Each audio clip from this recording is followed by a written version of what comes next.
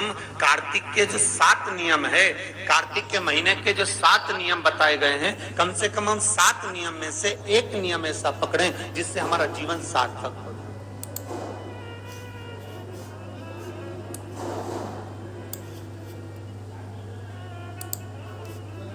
आप भले 7 नियम नहीं कर रहे कार्तिक के, भले एक नियम करो, पर वो नियम हमारा पूर्ण चलना चाहिए, उसकी नियम की पूर्णता पूर्ण होना चाहिए।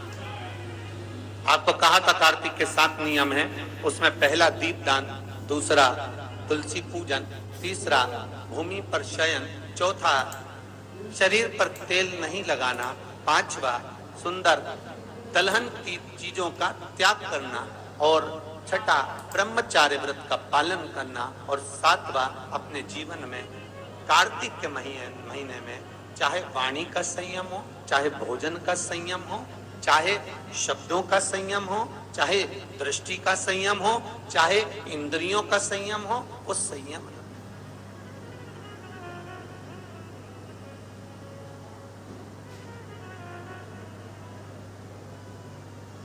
वो संयम धारण करना। अब हमें ये ज्ञात करना है कि 7 नियम जो कार्तिक के महीने के होते हैं, कार्तिक माहत्म्य में जो 7 नियम बताए गए होते हैं, इन 7 नियम में से कोई एक नियम हम हमारी जिंदगी में उतार लें, कोई एक नियम हम हमारे जीवन में उतार लें, जिस नियम के बल पर हमें परमात्मा का साक्षीकरण हो जाए।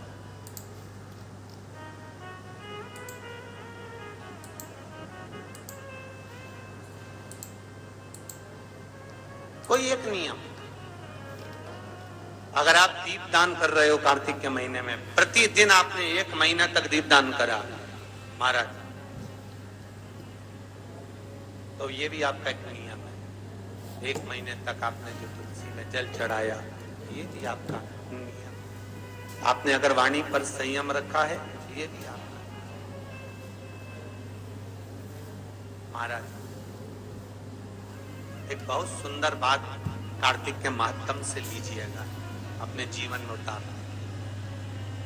कार्तिक के महीने का 7वां नियम याद रखना सही है।